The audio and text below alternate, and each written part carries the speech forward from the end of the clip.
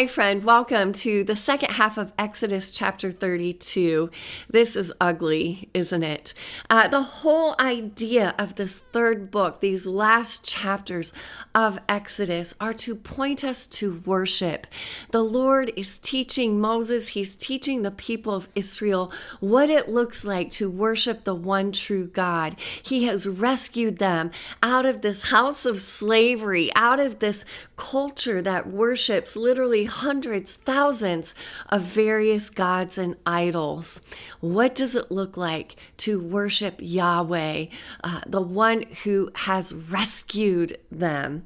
And we see, as we saw yesterday, the people, they fall hard. They definitely fall hard. And so does Aaron. They sin greatly. As we saw yesterday, the Lord uses the word they corrupted themselves. Today we see the word sin.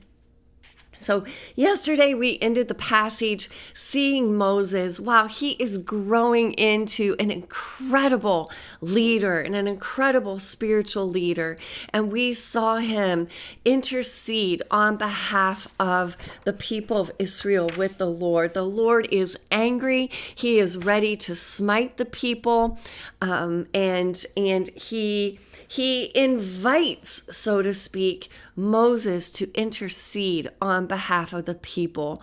And he can count on Moses. Moses rises to the occasion. He prays this beautiful prayer. He asks God to turn from his wrath. He asks God to remember his covenant to Abraham, Isaac, and Jacob. So very, very beautiful. And we see that the Lord does relent from his anger. And then in today's passage, the camera is fully focused on Moses. It really is. We can just make a list of what Moses does.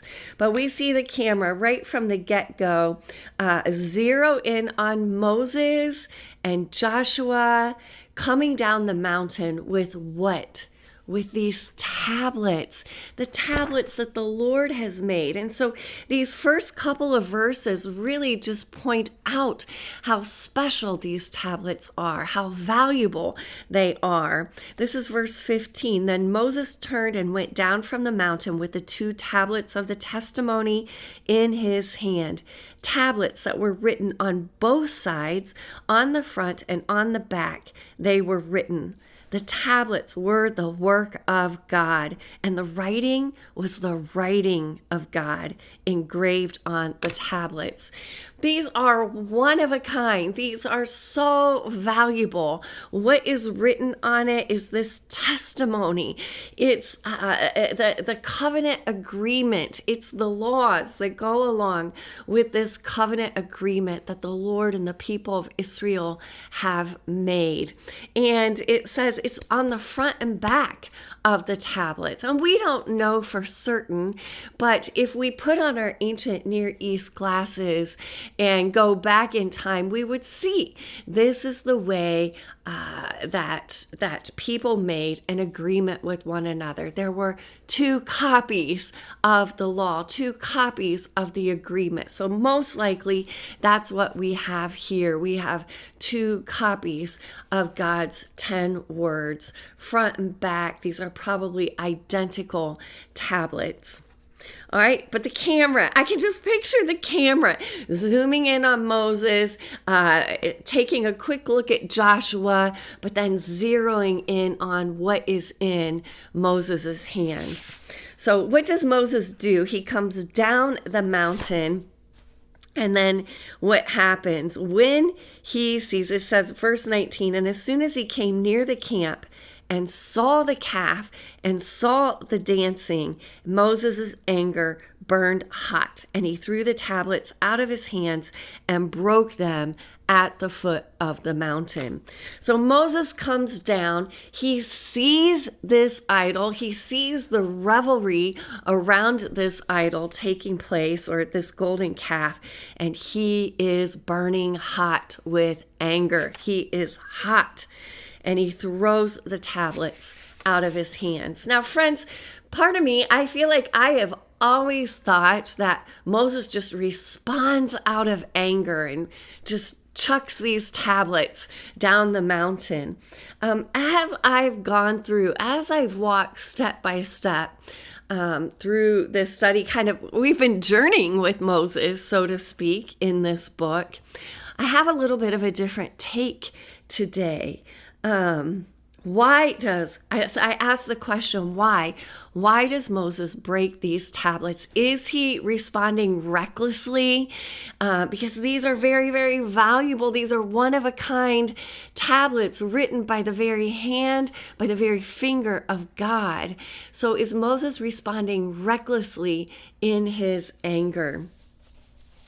Friends, let's look at the specifics that we receive in this verse. Look, he breaks it at the foot of the mountain. So where is it? He is at the foot of the mountain when he breaks these. We need to go all the way back. Did I jot it down? Oh, I hope I did. Yes, this was all the way back in Exodus chapter 19, verse 17. This is exactly where Moses brought the people to meet God. They met God at the foot of the mountain and made this covenant agreement. They promised all that the Lord has said we will do. And they heard the Lord's commands. They witnessed the Lord and the thunder and the lightning and the trembling of the mountain, and they themselves were trembling. But it was here at the foot of the mountain that they made this covenant. And so it is here at the foot of the mountain that Moses breaks these tablets, which really symbolizes that the people of Israel have broken their covenant agreement with the Lord. It's a powerful statement.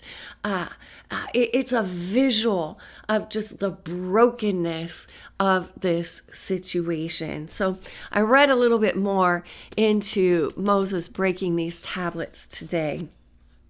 All right, so we see Moses comes down the mountain. He breaks the tablets. He absolutely, utterly destroys the calf.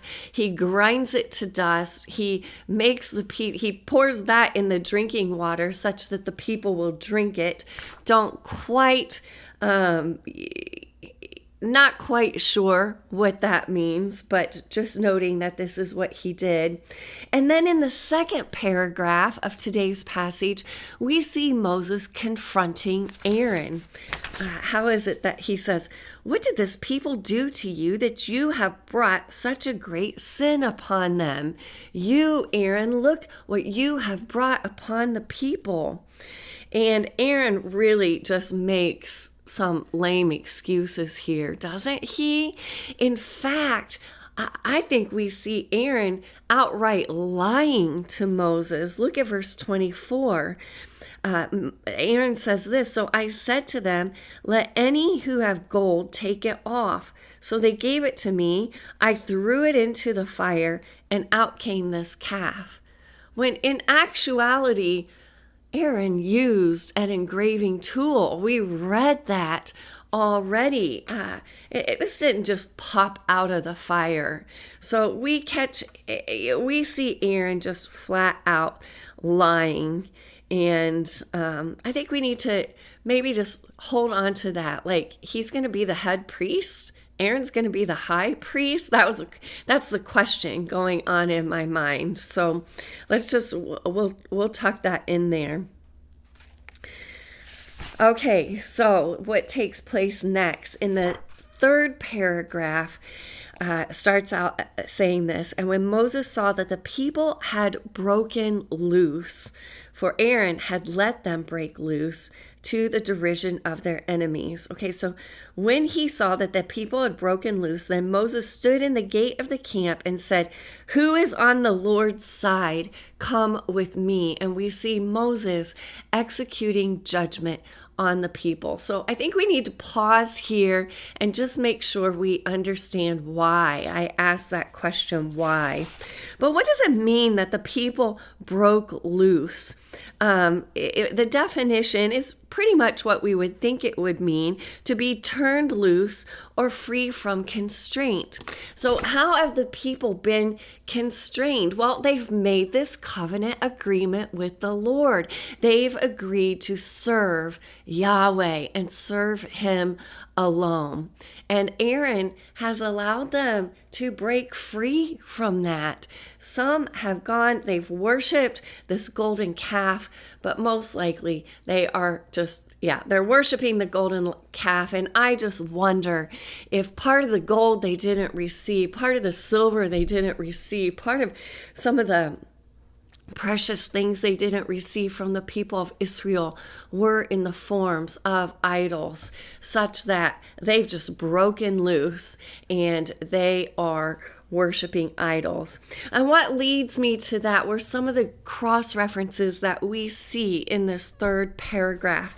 Here was one when Moses says, put your sword on your side, each of you, and go to and fro from gate to gate throughout the camp, and each of you kill his brother and his companion and his neighbor. I was just like, what? What is this? But Numbers, there were several cross references. Here's one, Numbers 25:5. And Moses said to the judges of Israel, each of you kill those in his men who have yoked themselves to Baal of Peor. So they've yoked themselves to idol worship. They've turned from the Lord and turned to other gods. And we saw that. I think I have some other cross references jotted down, but that gives us the idea. So Moses executes judgment. The tribe of Levi stands up with Moses and in a sense says, we are with you, Moses. And so they purge those who were worshiping idols. And sadly, it says, in that day, about 3,000 men of the people fell. And Moses said, today you have been ordained for the service of the Lord, each one at the cost of his son and of his brother, so that he might bestow a blessing upon you this day. All right, so there's also this idea of a blessing for doing what's right, and then punishment, as we will see here. God does go on to punish those who did wrong. He ends up sending this plague. So what have we seen from Moses so far? We've seen him come down the mountain, breaking the tablets, destroying the calf, making the people drink the dust, confronting Aaron, executing judgment on those who have worshiped idols, and then he offers himself as an atonement for the sins of the people. Oh, friends, that definitely points ahead to Christ, the perfect one who offered himself as atonement for the sins of the people. But I mean, we just have to admire Moses' growth and what a remarkable spiritual leader he has become. What does he say? You have sinned. He tells the people, you have sinned a great sin, and now I will go up to the Lord. Perhaps I can make atonement for your sin. And he does. Moses returns to the Lord. He agrees with the Lord. Alas, this people has sinned a great sin. They have made for themselves gods of gold. And he says, but now if you will forgive their sins, but if not, please blot me out of your book that you have written. Look, let me be the one to pay for the sins of the people of Israel. The cross reference there is Romans 9:3. This is Paul speaking. For I could wish that I myself were accursed and cut off from Christ for the sake of my brothers, my kinsmen, according to the flesh. Friends, here is the heart of Moses. That's the heart of Paul. Here's also the heart of Moses. It is unified with the Lord. Moses has a heart unified with the Lord, and he intercedes on their behalf. that's part of my application for today, is to seek a heart like Moses, to seek to be unified with the Lord and those things that are on the Lord's heart, which he has given in his commands. But I just see Moses having such unity with God's heart and with his mind. He has a heart that is unified with Christ's heart, who humbled himself. We know that Christ humbled himself to take the form of a servant and intercede on behalf of the people. That's what Moses does here.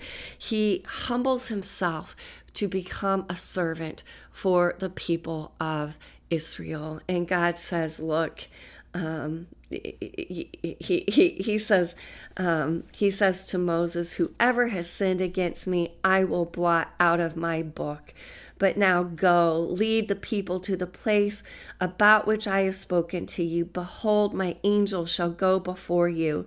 Nevertheless, in the day when I visit, I will visit their sin upon you. All right, so there will be consequences. God will send consequences for this sin. But do you see his grace here?